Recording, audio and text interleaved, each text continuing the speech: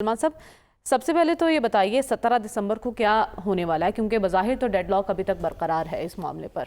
देखिए, आपको याद होगा कि जब 26वीं आईनी तरमीम पास होने जा रही थी तो एक गैर मामूली और हंगामी सूरत हाल थी और वो तरमीम मंजूर करवाना मकसूद था और मौलाना फजलुर रहमान ने उसका भरपूर फ़ायदा उठाया और जो मदारस बिल था, जो उनका बनाया हुआ बिल था, वो उन्होंने पास करवा लिया।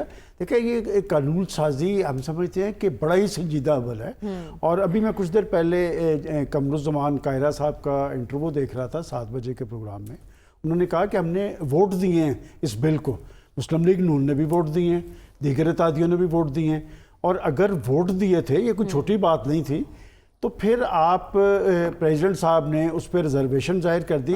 आपने कहा कि एतराज़ का वक्त तो उस वक्त था ना जब ये बिल पेश किया गया, तो मौलाना जी भी अब इस बिल को जो 17 तारीख का है वो एजेंडे पे मौजूद नहीं है। 17 तारीख को जो पार्लियामेंट का सेशन हो रहा है, ये बिल रिकॉर्ड पे नहीं है।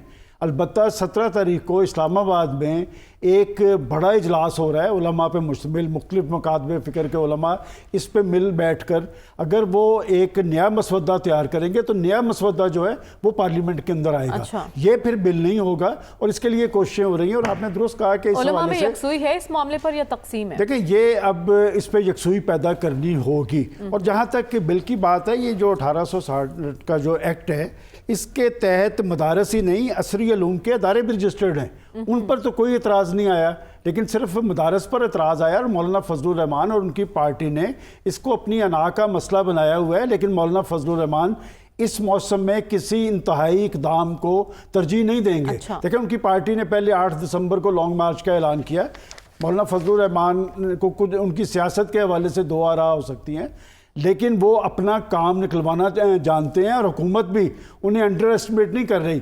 वो आज की सूरत हाल में ये नहीं चाहेगी कि मौलाना फजलुर रहमान को नाराज़ करके उन्हें अपोजिशन की तरफ धकेल दें, तो ये ख़तरा भी वो भूल नहीं लेना चाहते। हुकूमत के राब्ते कायम हैं, मौलाना फजलुर रहमान उनके साथ राब्तों में है। मुझे लगता है कि 17 तारीख का जो इजलास उलमा का हो रहा है उसमें इस पर कंसेंसस हो जाएगा। ये बिल नहीं अब उसमें आएगा, वो नया बिल ऐवान के अंदर पेश होगा कंसेंसस के साथ। जी, कंसेंसस के साथ बिल पेश होगा, तो वो बिल जो है, वो नया बिल जो है वो एक्ट बन किसी नए मुसवदे पर काम हो रहा है आपके? जी, मैंने ये बताया कि जो इजलास उलमा का हो रहा है ये पार्लियामेंट के अंदर नहीं, उस इजलास के अंदर कंसेंसस होगा। ये 2019 के अंदर ये 5 बोर्ड थे जो अब 15 में तब्दील हो चुके हैं। एक कानून साजी हो चुकी है। वैसे तो देखा जाए तो अगर ये मदारस जो है कि इसमें दो चीज़ें हैं ना कि जी, क्या वो महकमा तालीम के तहत होंगे या वो ये जो अपना एक्ट है इसका सोसाइटीज़ एक्ट जो है, तो अगर वो अपनी रजिस्ट्रेशन एजुकेशन डिपार्टमेंट के अंडर भी करवा सकते हैं इसके तहत भी।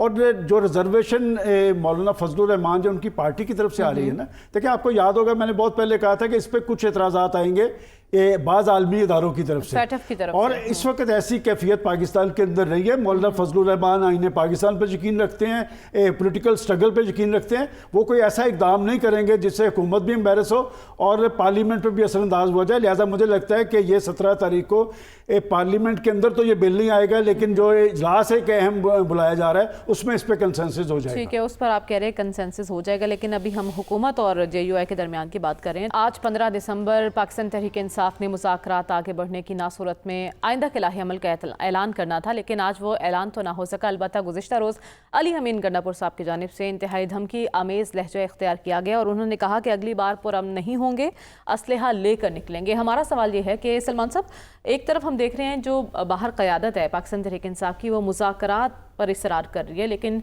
वज़ीर आला खैबर पख्तूनख्वा बिल्कुल एक अलग टोन है उनकी।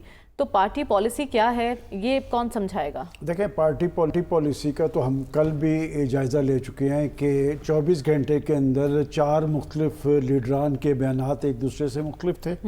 लेकिन सियासी जमातें या सियासी लीडर जो होते हैं वो जारहाना तर्ज अमल इख्तियार भी करते हैं और वो तेज़ बयानात भी देते हैं।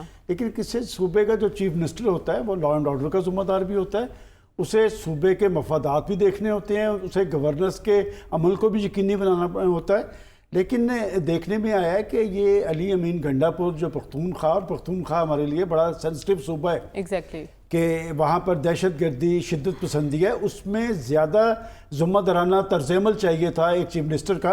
लेकिन वो सिर्फ यही बात नहीं करते नजर आ रहे हैं जो आपके जी, वो कहते हैं कि गोली के मुकाबले में गोली चलाएंगे, लाशें गिराएंगे, हमें सब्र के लिए ना कहा जाए।